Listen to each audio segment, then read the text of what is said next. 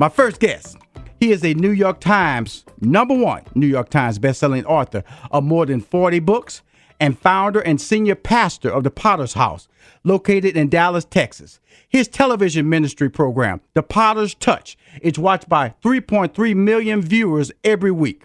He has produced Grammy Award-winning music as well as hit films from such movies as Heaven is for Real, Miracles from Heaven, and Jumping the Broom. Please welcome to Money Making Conversation, Bishop T.D. Jakes. Hello. Thank you for having me. Bishop, did I lay you out there? I wondered, was that really me you were talking come on. about? Your story is, I've been fortunate and blessed to have met you over the years in my working relationship with Steve Harvey. You've never disappointed, and you've laid a path of opportunity for individuals like me to say, I can do this. And when I look at the book that we're going to talk about, SOAR, Build Your Vision from the Ground Up, it is truly a person's blueprint for success as an individual and especially in entrepreneurship. Why did you decide to do it this time, sir? You know, it was really a lot of thought and prayer and effort went into it because my liability is my own career. Yes, Once sir. people see you as a clergyman, they have difficulty seeing you as anything else. Mm-hmm. And yet the elephant in the middle of the room is I've done over $500 million worth of films, grossed at the box office, continue to be in that arena, and now doing television with Lifetime, done a lot of projects and outside things beyond the pale of clergy.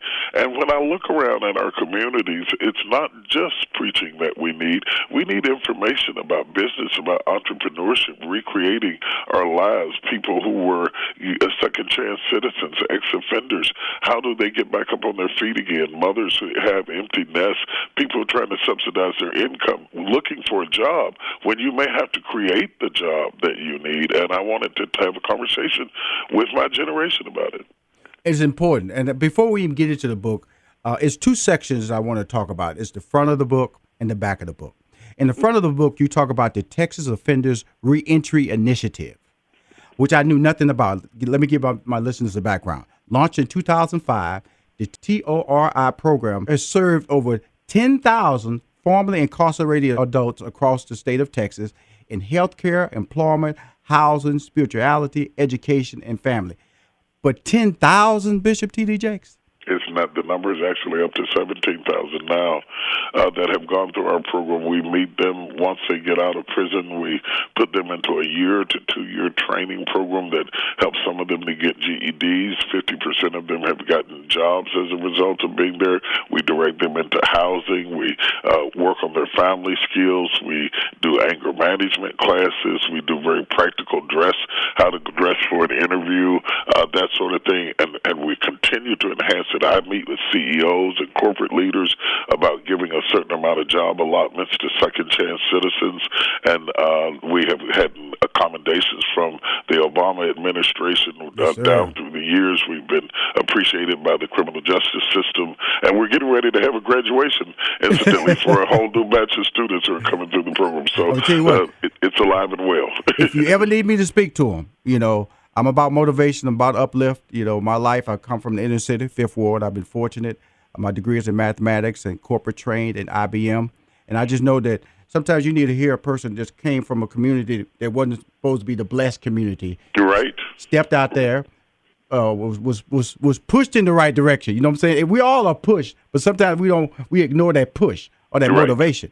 And, That's right. And the right people motivated me. And when I was at the front of the book, I wanted to bring that out. Because if it's important to be in the book, only thing I would say, I bought the book on Kindle. I bought your book, sir. Okay. They could at least go online and update 10,000 to 17,000. Okay. Okay. It's digital. They can go in there and change that 10,000 to 17,000. Okay. You know, the number is so staggering, and people who have been following me for years, some of them know it, some of them don't. If you follow me on social media, you get to see the graduation and the clips of the graduation, or if you're a member of my church, you know it. But if you just watch my television show, you would never know that we're doing anything like that. We've been doing this for years. I know, and there's another segment before we get into the book I want to talk about is the back of the book, okay? Because it's an appendix section called, it's called Definition of Terms section, where you really break down and explain to people what a sole proprietorship is, corporation is, cash flow, balance sheet. And these are statements that scare people because they don't know where to go. They don't know where to turn. So, and then you have another section called Other Resource Section, where you explain to people what a small business administration is and what website to go to. All these are SOAR website to go to, Black Enterprise, Entrepreneurship, Entrepreneur Magazine, all these things. Why was it important? Because, I read a lot of books. I've been motivated a lot over years. I've been fortunate to have done talk shows like you have. So I've gotten a lot of books come my way over the last 10 years of my life. I've never seen this in a book. Why did you decide to do that? I did not want to write a puff piece, a fluff book with, you could make it and name it and claim it and go after your dreams and all that kind of stuff. Because at the end of I'm serious. Motivation without information leads to frustration. Mm-hmm.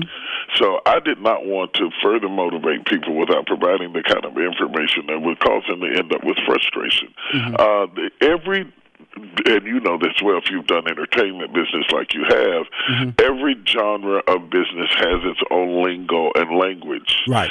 You can't function in that genre if you don't learn the language. You wouldn't go to Spain to live and not learn Spanish. Yes, you wouldn't go to Paris and not learn French. And if you're going to go into business, you have to learn the language. And I tried to make it simple enough. It's not like a whole foreign language, but there are some terms so that when you're in a meeting, you have some sense of what they're talking about and you're not intimidated. So many people are going in business because they have a talent. They have the talent, but they don't have the terms.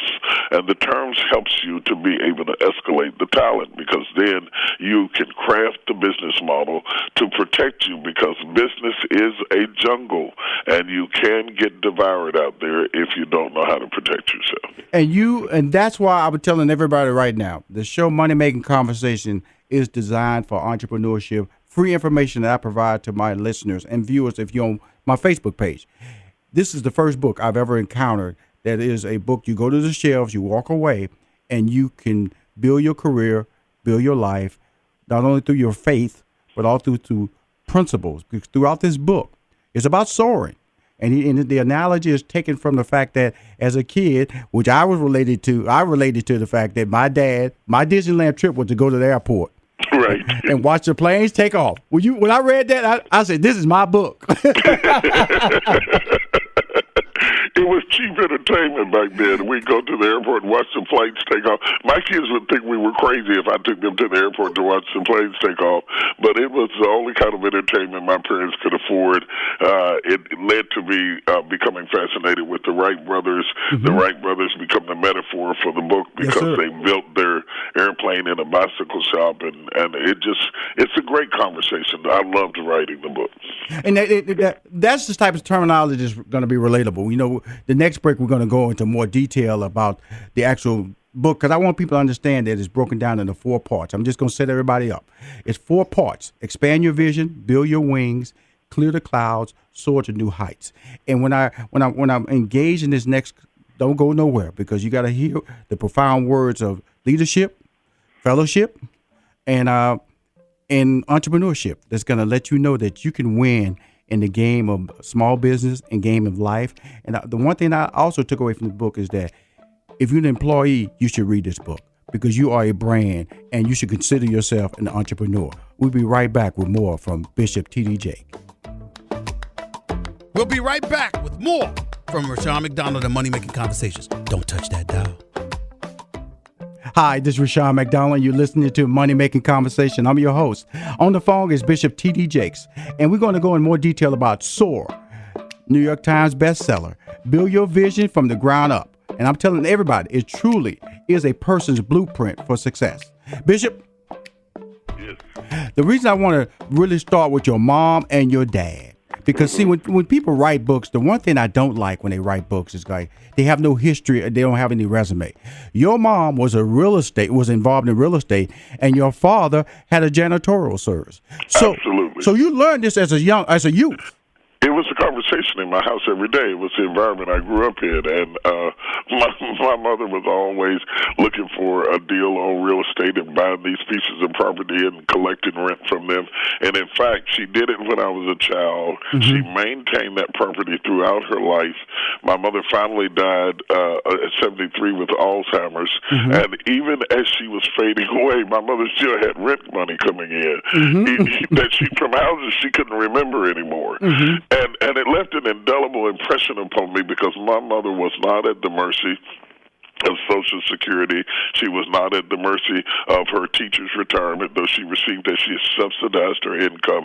And she becomes a catalyst for conversation, particularly for women of color who have had to scratch their way up and fight themselves, fight the tide and the male-dominated disconnect that exists in our country today. I think my mother is a source of great inspiration. You better believe it, and that's another reason. I'm gonna keep putting notches on why you should read this book. You should read this book about your mom because of the fact that in the times of racism, and it was this still exists today, but back then, for her to have the inspiration to understand. Okay, I'm a school teacher, but I'm gonna put a little money over here, and I'm gonna go get this one house, one house. That is, to me, to have experienced that lets me know why you're successful today. My mother bought so much real estate that they ended up naming the street after her. She owned all the property on the street and property in other areas of the city. And so I had her on one hand, and my dad was on the other hand, who started a business with a mop and a bucket and ended up with 52 employees in the 60s in West Virginia, the second poorest state in the Union, 5% black in the 60s, and he still won in the art of business. My friend. Which leads us to your book, my friend. SOAR, Build Your Vision from the Ground Up. You broke it up into 4 chapters. I'm going to just name each chapter. Just give me a short synopsis on why that chapter is important. The first, part 1, expand your vision. You are no more than the thoughts you think, and it's very, very important that you expand your vision. I see so many people who are even working good jobs. We mentioned before the break about people who are on a job, and they're building a vision for the company, but they have not built a brand for themselves. And when the company gets finished with you, they toss you aside. You're back to ground level zero. You have not used those principles that you use for the company. You don't use them for yourself. I think that's a very important place to start. The fact that African American women and Latino women are going into business more readily than any other people group is important to discuss as well, because they're also going out of business because they don't really have sustainability or access to finances in order to be productive. So I start out by talking about vision. Everything starts with a vision, expanding your vision, going to new horizons, always being progressive, not being so busy doing the work that you don't get to think the work you do. Most entrepreneurs, the same thing that made them great is killing them. They're so busy doing the work that they don't get a chance to think the work, and they cannot confuse busyness with business. Wow. You have 2 chapters here, Chapter 2 and Chapter 3, Build Your Wings and Clear the Clouds. You have to build your own wings. I use again the metaphor of the Wright brothers, and it took them forever to get the plane in the air, but they had to build their own wings in order to get it done. It's not going to happen through magic. It is a building process. It is not going to come through osmosis or just because you put a nice picture on social media. I deeply believe in marketing through social media, but that it's not going to come through magic like that. And I talk about building those wings because when you think of a business is not a destination, it's a transportation. The destination was to get in the clouds. The transportation was the plane. So your goal should not be to have a business. Your goal should be to have economic equity, and your flight pattern and your wings is through your business. If the goal is to have a business, you can have a business and starve to death. The goal should be to have economic liquidity so that you'll have something pass on to your heirs and be able to bless your community, your generation, sow into your charities and what have you. That's the goal. Now, what are we going to build to accomplish the goal? Too many people see the business as the goal. The business is not the goal. It is not the ends, it's the means. You have to build those wings to get you to the end of where you're trying to go. Wow. And the last chapter, like I say, it's 4 parts. Expand your vision, build your wings, clear the clouds, and the final one is soar to new heights. Keep evolving, keep growing. Whether you build a business to sell, and there are logical reasons why many people build a business with selling in mind, or whether you build a business to pass on as a legacy to your children, you have to keep momentum. You have to keep momentum. It is the thrust that keeps the plane in the air. If you lose your thrust, the plane will fall. The law of aerodynamics supersedes the law of gravity. And this is the issue in all of our lives. We have a gravitational pull that's always trying to pull us back down to where we came from. In order to escape that gravitational pull, you must maintain momentum. So you must be airborne, must maintain momentum, keep growing, keep building, keep going forward, because if an airplane stops its thrust, it will immediately fall to the ground. Ladies and gentlemen, in SOAR, build your vision from the ground up. Bishop T.D. Jakes reveals how to build a uniquely personal vision within you, listen to me, within you, into your own special, have you make your own special contributions to the world by blending common sense and information. That's what this book brings to you. Common sense and information, and he wraps it up with faith. Don't ever walk out that door thinking faith does not play a major role. That's what I loved about this book, because from a preaching standpoint, we know what you do.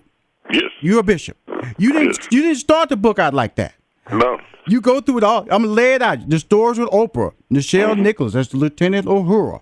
You talk about Miss Robbie. You talk about Patti LaBelle, how she saw an opportunity. She didn't just pray on it. She acted on it. She acted on it. And that's what I love about this book, because you're telling people, look, I'm gonna tell you about business first, and then we're gonna pray in a minute, though. We're gonna pray in a minute, though. But I'm going to tell you, this is the business principle. Don't put prayer before business now. And that is why I love this book, sir. And wow, I know it can't stay on the shelves. I know it cannot stay on the shelves. Well, I'm excited about it. Let me do a quick shout out before you have to let me go. But there's a couple of things I think they need to know. My International Pastors and Leadership Conference is coming up. Pastors and leaders come from all over the world to be a part of this meeting.